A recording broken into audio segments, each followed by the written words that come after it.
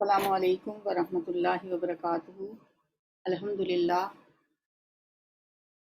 للہ نحمده ونستعینه ونستغفره ونؤمن به ونتوکل علیہ ونعوذ باللہ من شرور انفسنا ومن سیئات اعمالنا، من يهده اللہ فلا مضل له ومن يضلل فلا هادی له، واشهد ان لا الہ الا اللہ وحدہ لا شریک له، واشهد ان محمدا عبدہ ورسولہ۔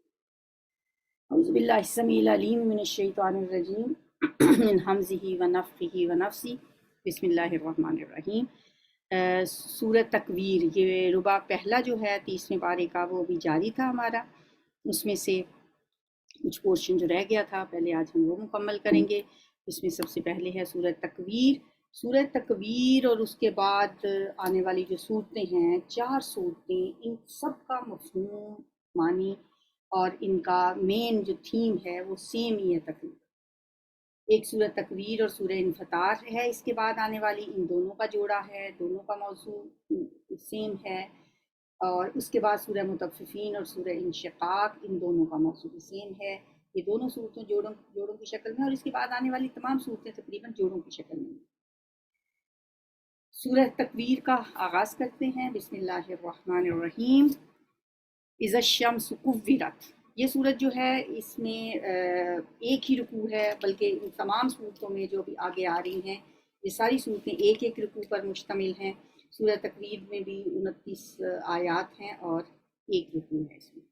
اذا الشمس کورت واذا النجوم انکدرت واذا الجبال سیرت واذا العشار عطلت واذا الوحوش حشرت واذا البحار سجرت واذا النفوس زوجت واذا الموءودة سئلت بأي ذنب قتلت واذا الصحف نشرت واذا السماء كشطت واذا الجحيم سئرت واذا الجنة أزلفت۔ 13 آیات ہیں جس کے بعد اصل مدعا بیان کیا گیا ہے۔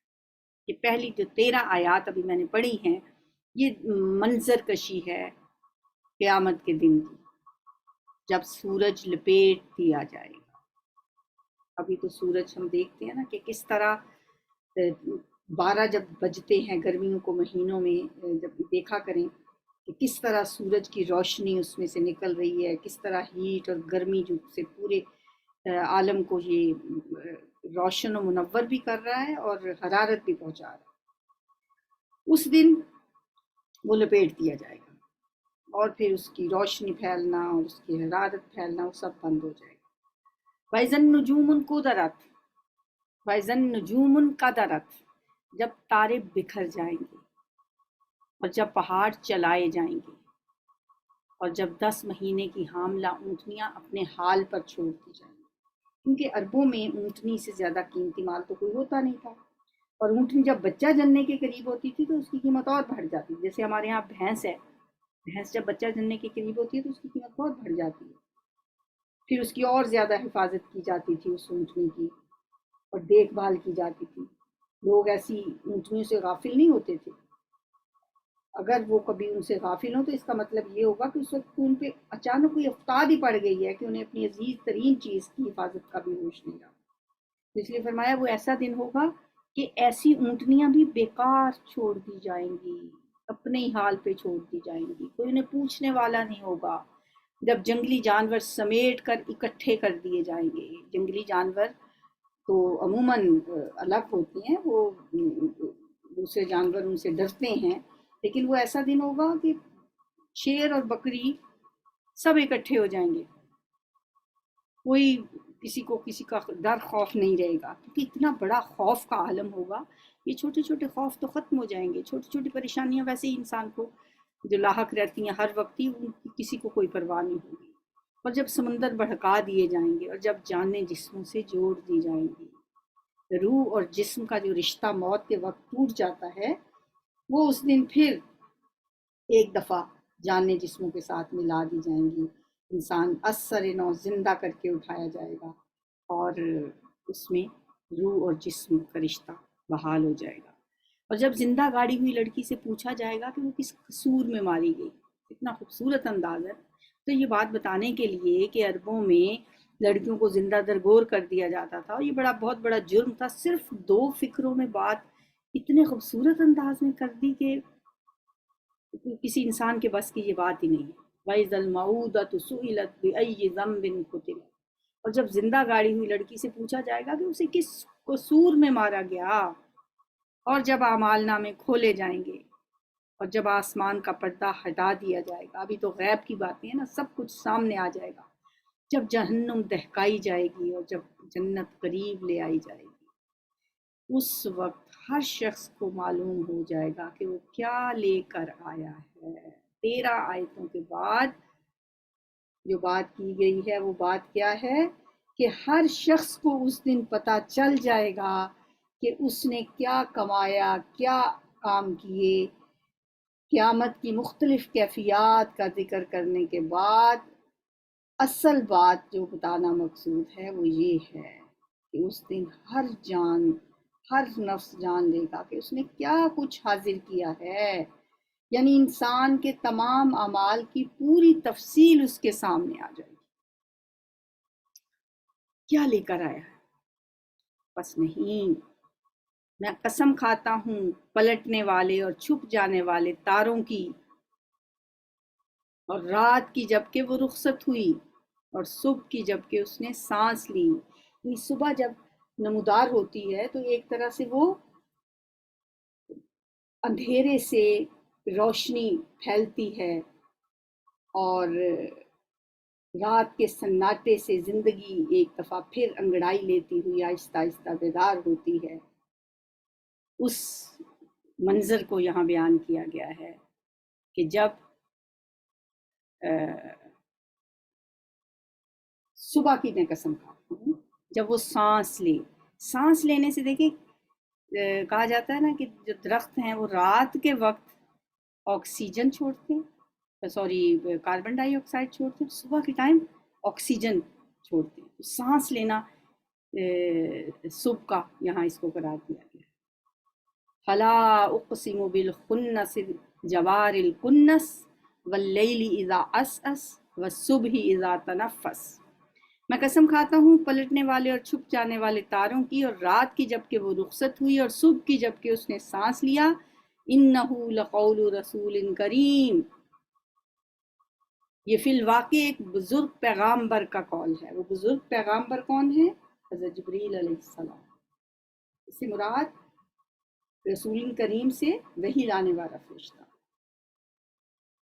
اور قرآن کو پیغامبر کا قول کہنے کا مطلب یہ نہیں ہے کہ یہ اس فرشتے کا اپنا کلام ہے، بلکہ ان الفاظ سے خود ہی پتہ چلتا ہے کہ یہ اس ہستی کا کلام ہے جس نے اسے پیغامبر بنا کر بھیجا ہے، جو بڑی توانائی رکھتا ہے۔ ذی قوت عند ذی العرش مکین، عرش والے کے ہاں بلند مرتبے والا ہے۔ کون؟ جبریل علیہ السلام۔ مطاع، وہاں اس کا حکم مانا جاتا ہے۔ ثم امین، وہ بااعتماد ہے، اعتبار کے قابل ہے، امانت دار ہے۔ وما صاحبکم بمجنون، اور اہل مکہ تمہارا یہ رفیق یعنی نبی صلی اللہ علیہ وسلم مجنون نہیں ہے، جیسا کہ وہ کہا کرتے تھے۔ اس نے اس پیغامبر کو یعنی جبریل کو روشن افق پر دیکھا ہے۔ نبی صلی اللہ علیہ وسلم نے جب جبریل علیہ السلام کو اپنی اصلی حالت میں دیکھا، اور وہ غیب کے اس علم کو لوگوں تک پہنچانے کے معاملے میں بخیل نہیں ہے۔ ایسا نہیں ہے کہ کوئی جو غیب کی خبر آپ تک پہنچتی ہے، جیسے آپ نے جبریل علیہ السلام کو دیکھا، اسے وہ چھپا کے نہیں رکھتے، جیسے کہ کاہن کرتے ہیں، غیب کی خبریں اگر بتاتے ہیں تو وہ اس سے اپنی دکان چمکاتے ہیں۔ وما هو بقول الشیطان الرجیم، اور یہ کسی شیطان مردود کا قول بھی نہیں۔ أَيْنَ تَذْهَبُونَ، پھر تم لوگ کدھر چلے جا رہے؟ یہ تو سارے جہان والوں کے لیے ایک نصیحت ہے۔ إِنْ هُوَ إِلَّا ذِكْرٌ لِّلْعَالَمِينَ لِمَنْ شَاءَ مِنْكُمْ أَنْ يَسْتَقِيمَ، تم میں سے ہر اس شخص کے لیے جو سیدھے رستے پر چلنا چاہتا ہو، اس کے لیے نصیحت ہے یہ قرآن۔ وَمَا تَشَاءُونَ إِلَّا أَن يَشَاءَ اللَّهُ رَبُّ الْعَالَمِينَ، اور تمہارے چاہنے سے کچھ نہیں ہوتا جب تک کہ رب العالمین نہ چاہے۔ سورۃ الانفطار، سورہ تکویر کے بعد سورہ انفطار ہے۔ سورہ انفطار بھی بالکل اسی موضوع کی صورت ہے، ایک ہی اس میں رکوع ہے، 19 آیات ہیں، انداز بھی ویسا ہے، چھوٹی چھوٹی آیات ہیں، تیز ردھم ہے۔ بسم اللہ الرحمن الرحیم۔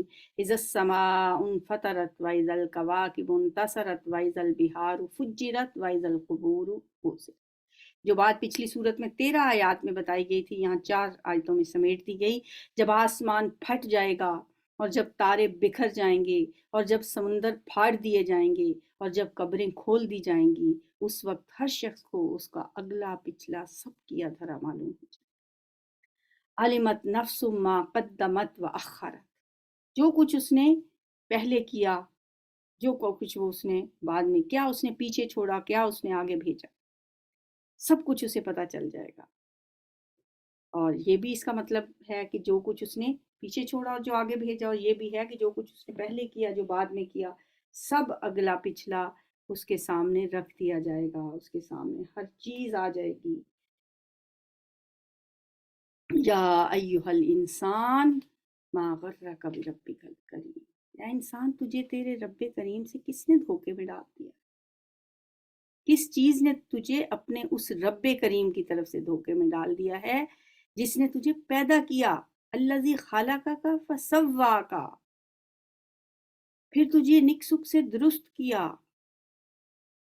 فعدلک، تجھے متناسب بنایا، فی ای صورت ما شاء رکبک، اور جس صورت میں چاہا تجھے جوڑ کر تیار کر دیا۔ انسان کی تخلیق اللہ تعالیٰ کی قدرت کا بہت بڑا ایک شاہکار ہے۔ انسان پیدا کیا، درست کیا، متناسب بنایا، ہر چیز متناسب، ظاہری شکل و صورت بھی دیکھو، پھر اپنی صلاحیتیں بھی دیکھیں۔ میں کل کہیں پڑھ رہی تھی کہ انسان کو اللہ تعالیٰ نے اتنا بیلنسڈ ہر چیز اس کو عطا کی ہے کہ اگر اس میں ذرا سی بھی کمی بیشی ہوتی نا تو اس کے لیے زندگی اجیرن ہو جاتی۔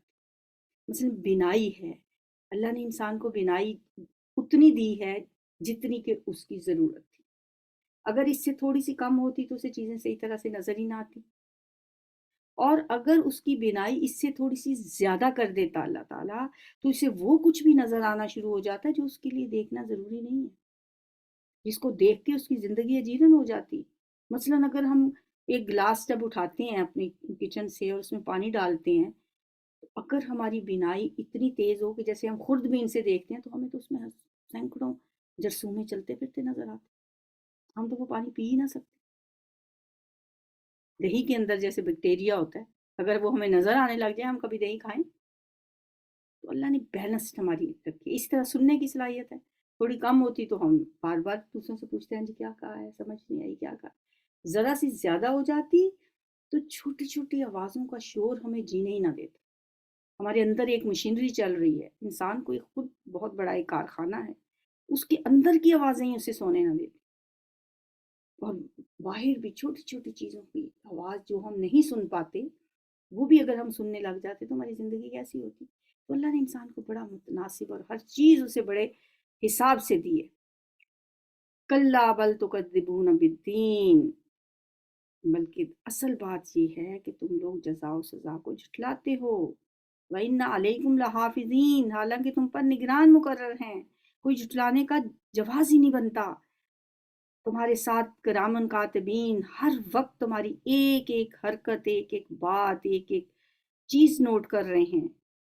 کرامن کاتبین، معزز لکھنے والے، دونوں طرف انسان کے بیٹھے ہیں اس کے حساب لکھنے کے لیے، ایک ایک چیز اس کی نوٹ کرنے کے لیے۔ اس لیے اس کا تو بنتا ہی نہیں ہے کہ وہ اللہ کو جھٹلائے، اللہ کی آیات کو جھٹلائے، اللہ کی باتوں کو جھٹلائے۔ اور یہ جو لکھا جا رہا ہے اس کی بنا پہ جب فیصلہ ہوگا پھر ان الابرار لفی نعیم، یقیناً نیک لوگ مزے میں ہوں گے، بے شک بدکار لوگ جہنم میں جائیں گے، جزا کے دن وہ اس میں داخل ہوں گے اور اس سے ہرگز غائب نہ ہو سکیں گے۔ اور آپ کو کیا پتا کہ وہ جزا کا دن کیا ہے؟ ہاں، آپ کو کیا خبر کہ وہ جزا کا دن کیا ہے؟ یہ وہ دن ہے جب کسی شخص کے لیے کچھ کرنا کسی کے بس پہ نہ ہو۔ یوم لا تملک نفس لنفس شیئا والامر یومئذ للہ، اور فیصلہ اس دن بالکل اللہ کے اختیار میں ہوگا، ایک اللہ کے اختیار میں۔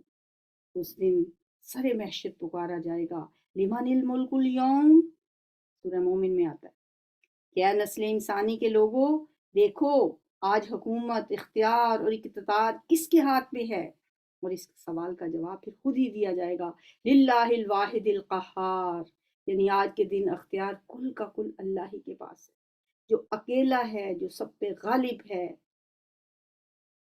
اس دن سے ڈر جاؤ، اس دن اختیار صرف اللہ کے پاس ہوگا۔ سورہ بقرہ میں بھی آتا ہے نا، وَاتَّقُوا يَوْمًا لَا تَجْزِي نَفْسٌ عَن نَفْسٍ شَيْئًا وَلَا يُقْبَلُ مِنْهَا شَفَاعَةٌ وَلَا يُؤْخَذُ مِنْهَا عَدْلٌ وَلَا هُمْ يُنصَرُونَ، اور ڈرو اس دن سے کہ جس دن کام نہ آ سکے گی کوئی جان کسی دوسری جان کے کچھ بھی، اور نہ کسی سے کوئی سفارش قبول کی جائے گی، اور نہ کسی سے کوئی فدیہ قبول کیا جائے گا، اور نہ انہیں کوئی مدد ہی مل سکے گی۔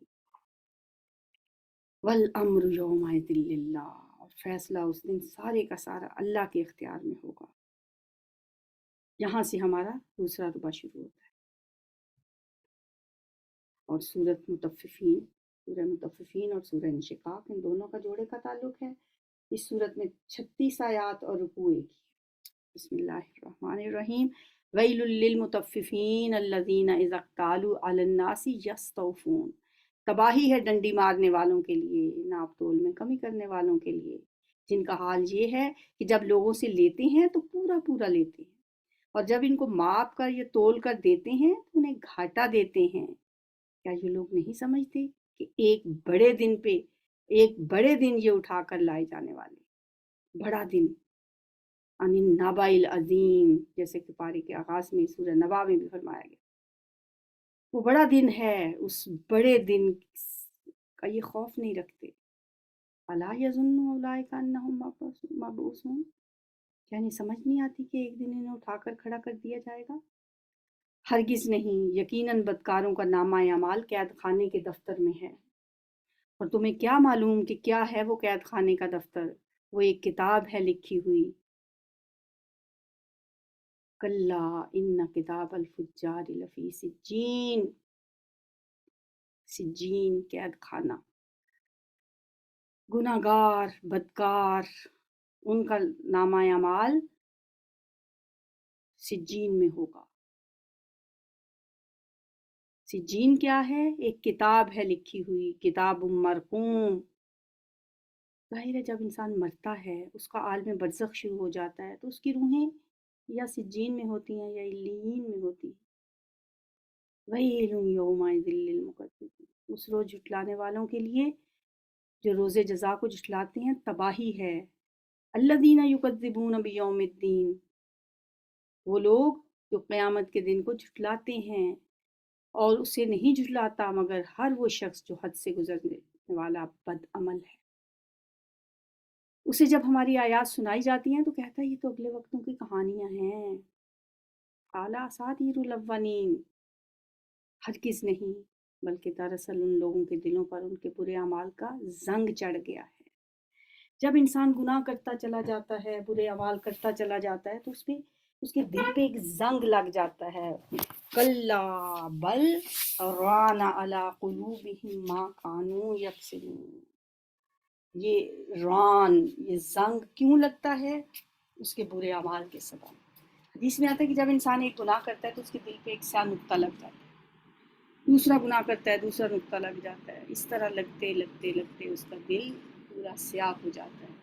نبی صلی اللہ علیہ وسلم کا فرمان بھی ہے، آپ نے فرمایا جس طرح لوہے کو زنگ لگتا ہے تمہارے دلوں کو بھی زنگ لگ جاتا ہے۔ صحابہ نے پوچھا یا رسول اللہ زنگ کو دور کرنے کا طریقہ کیا ہے؟ آپ نے فرمایا موت کو کثرت سے یاد کرنا اور اللہ کا ذکر کرنا زیادہ۔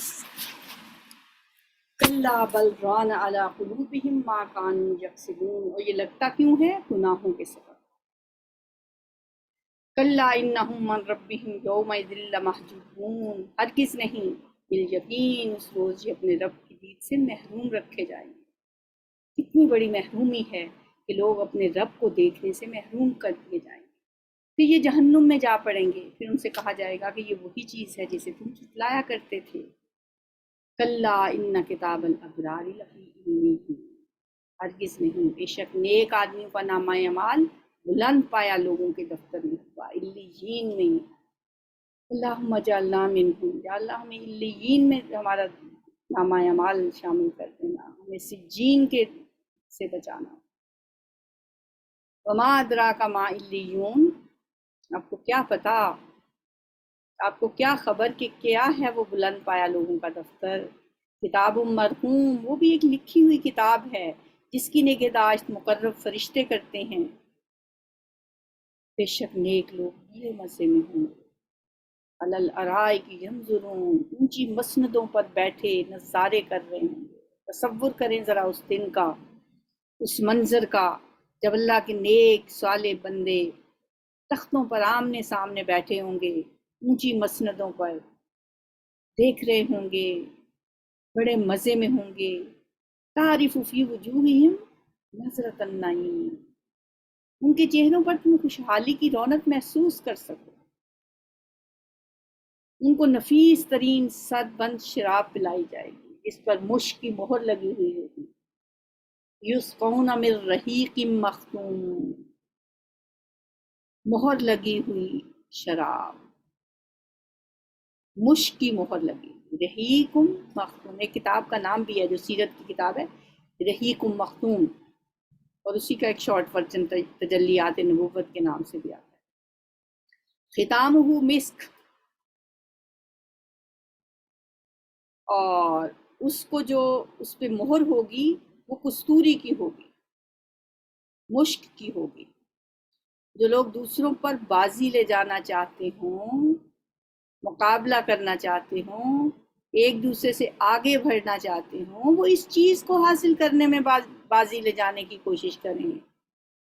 یہ جس جنت کے نظارے ابھی دکھائے گئے ہیں، یہ جس جنت کا منظر ابھی پیش کیا ہے اللہ نے قرآن میں، یہ جس جنت کی منظر کشی ابھی کی گئی ہے، فرما رہے ہیں اللہ تعالیٰ اگر تم مقابلہ ہی کرنا چاہتے ہو وفی ذالک،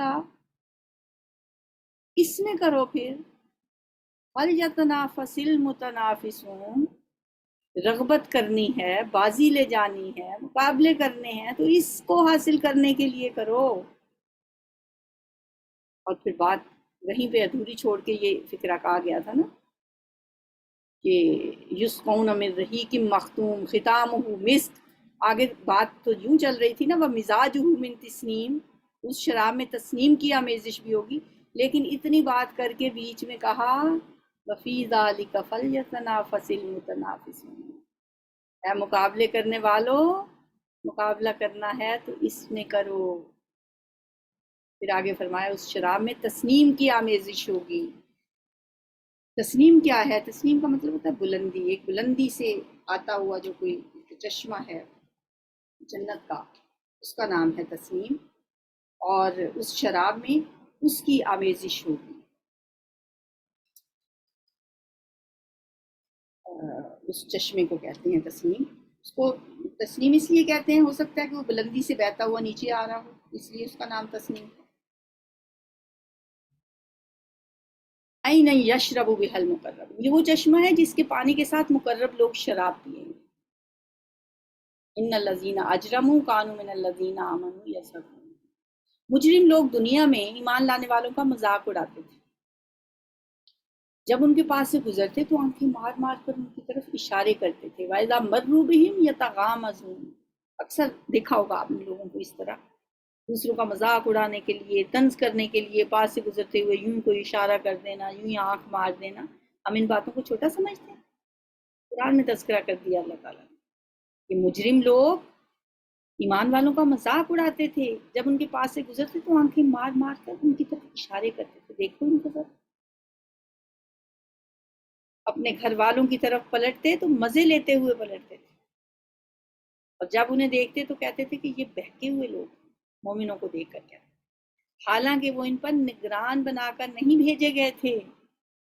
اور آج ایمان لانے والے کفار پر ہنس رہے ہیں۔ اب بازی پلٹ گئی ہے، اب معاملات الٹے ہو گئے ہیں، اب وہی جو مومنوں کا مذاق اڑایا کرتے تھے اب وہی مومن کافروں پر ہنس رہے ہیں، مسندوں پر بیٹھے ہوئے ان کا حال دیکھ رہے ہیں، اور کیا کہتے ہیں حل ثوب الکفار ما کانوا یفعلون، مل گیا نا کافروں کو ان کی حرکتوں کا ثواب جو وہ کیا کرتے تھے۔ جو دنیا میں انہوں نے جو کچھ کیا تھا اب اس کا دیکھ لیا ثواب. اس میں ایک طنز بھی ہے اس فکرے میں، کیونکہ وہ کفار جو تھے وہ مومنوں کو جب تنگ کرتے تھے تو سمجھتے تھے بڑا ثواب کا کام ہم کر رہے ہیں. اس لیے فرمایا کہ آخرت میں مومن جنت میں مزے میں بیٹھے ہوئے ہوں گے، جہنم میں جلنے والے کافروں کا حال دیکھیں گے اور اپنے دلوں میں کہیں گے کہ خوب ثواب انہیں ان کے اعمال کا مل گیا تو یہ دنیا میں کرتے رہے تھے. سورۃ الانشقاق. سورۃ الانشقاق بھی مکی صورت ہے، اس میں 25 آیات ہیں، ایک رکوع ہے. بسم اللہ الرحمن الرحیم. اذا السماء انشقت وأذنت لربها وحقت وإذا الأرض مدت وألقت ما فيها وتخلت وأذنت لربها وحقت. جب آسمان پھٹ جائے گا اور اپنے رب کے فرمان کی تعمیل کرے گا. وأذنت لربها وحقت، اور اس کے لیے حق یہی ہے کہ وہ اپنے رب کے حکم کی تعمیل کرے. اور جب زمین پھیلا دی جائے گی، وَإِذَا الْأَرْضُ مُدَّتْ، اور جو کچھ اس کے اندر ہے اسے باہر پھینک کر خالی ہو جائے گی. وَأَلْقَتْ مَا فِيهَا وَتَخَلَّتْ، اور اپنے رب کے حکم کی تعمیل کرے گی، اور اس کے لیے حق یہی ہے کہ اس کی تعمیل کرے. ان سب فکروں کو، ان سب آیات کو اگر ہم ملائیں اور دیکھیں تو کیا بات سمجھ آتی ہے کہ سمندر اور دریا پاٹ دیے جائیں، پہاڑ ریزہ ریزہ کر کے بکھیر دیے جائیں، اور زمین کی ساری اونچ نیچ برابر کر کے اسے ایک ہموار میدان بنا دیا جائے. یعنی جب پہاڑ نہیں رہیں گے، پہاڑ بکھر جائیں گے تو سمندر بھی ختم ہو جائیں گے. اب اس وقت تو 3 حصے پانی ہیں، وہ پہاڑ بھی برابر ہو گئے، وہ سمندروں کے اندر میں بھی چلے جائیں، اور پوری زمین جب پھر اسٹریچ کر دی جائے گی، پھیلا دی جائے گی، کوئی پانی نہیں رہے گا، پھر خشکی خشکی ہوگی ہر طرف. یہ اس دن زمین کو جو پھیلانے کا مطلب یہ ہے کہ زمین پھیلا دی جائے گی، پھیل جائے گی، زمین بڑی ہو جائے گی. اور یا ایھا الانسان انک قادر الی ربک قدر فملاقیہ. اے انسان، تو محنت کرتا ہوا کشاں کشاں اپنے رب کی طرف چلا جا. قادر، قدہن کا مطلب ہوتا ہے محنت کرنا. انسان کی پوری زندگی جو ہے وہ محنت، مشقت، تکلیفوں، پریشانیوں سے بھری پڑی.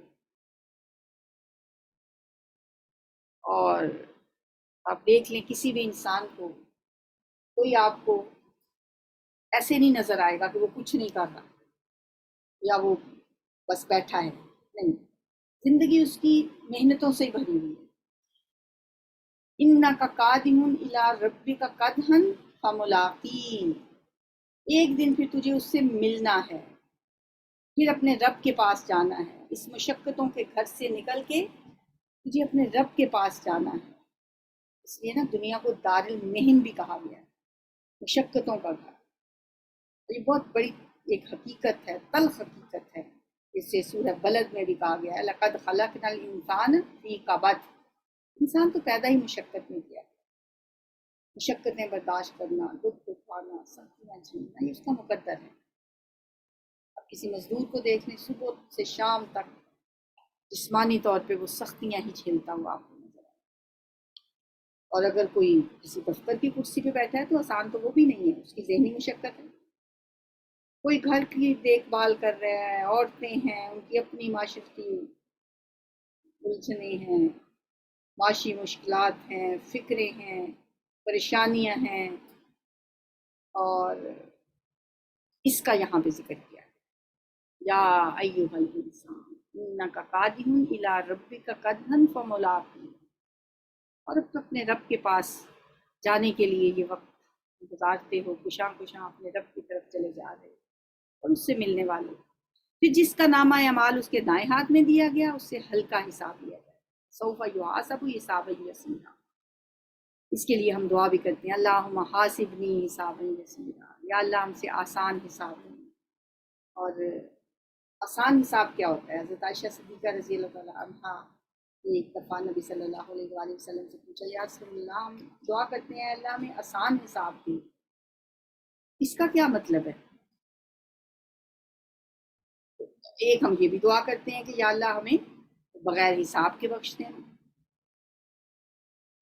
آپ نے فرمایا کہ یہ جو آسان حساب ہے نا، اس کا مطلب یہ ہے کہ اسے حساب لیا ہی نہ جائے، بس اللہ اسے درگزر ہی کر دے، نظر انداز ہی کر دے، ورنہ ہے عائشہ جس سے حساب لیا گیا وہ تو مارا گیا۔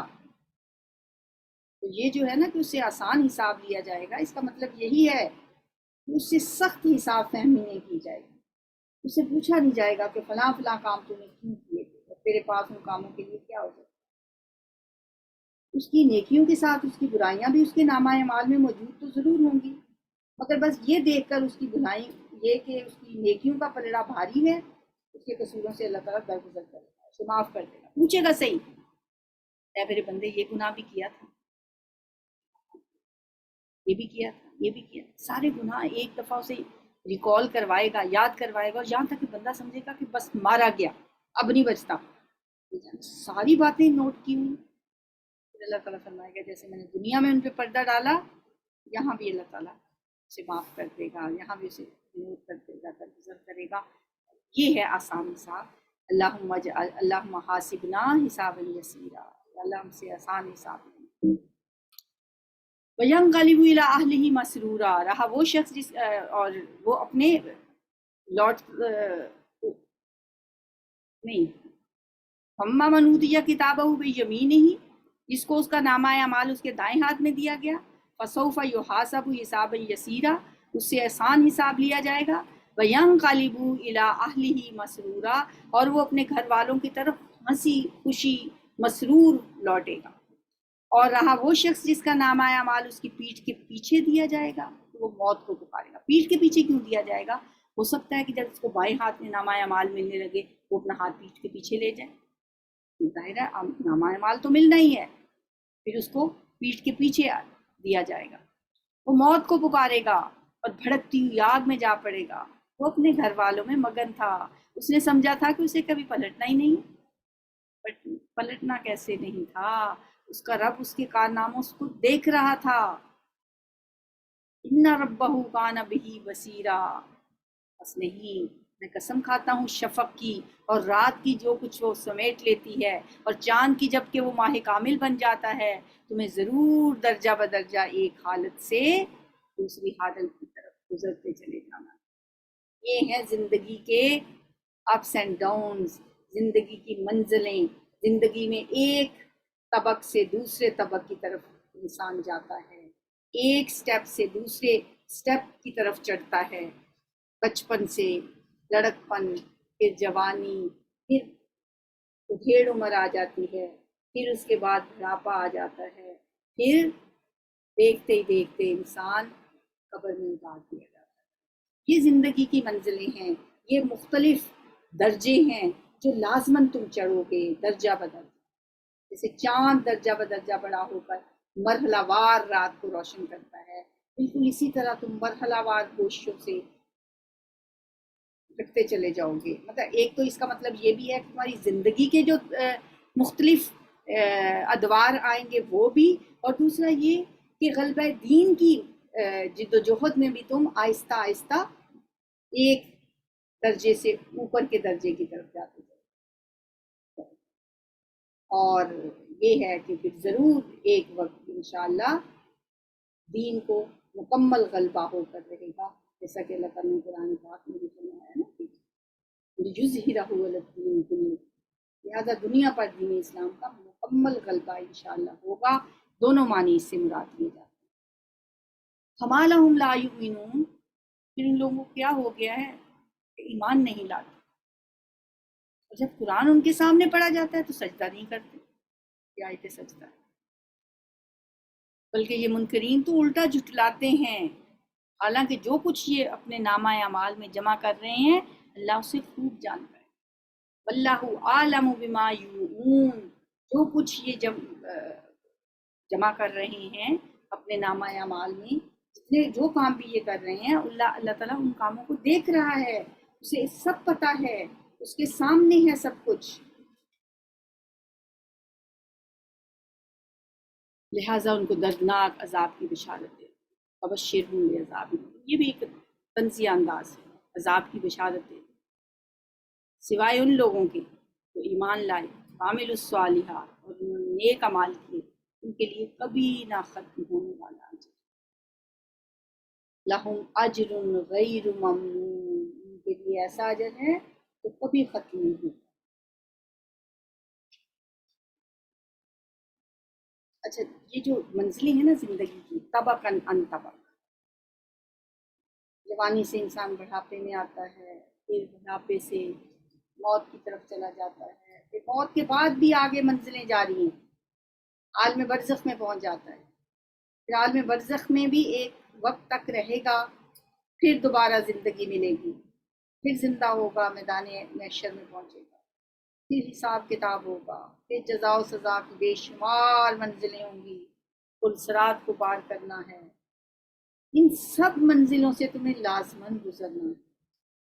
اور یہ بات کہنے کے لیے تین چیزوں کی قسم کھائی، سورج ڈوبنے کے بعد شفق کی سرخی، دن کے بعد رات کی تاریکی، اور اس میں ان بہت سے انسانوں اور حیوانوں کا سمٹ آنا جو دن کے وقت بننے پر پھیلے رہا، اور چاند کا حلال سے، حلال کیا ہوتا ہے پہلے دن کا چاند، درجہ بدرجہ بڑھ کر بدر کامل بننا، جو پورا چاند ہوتا ہے۔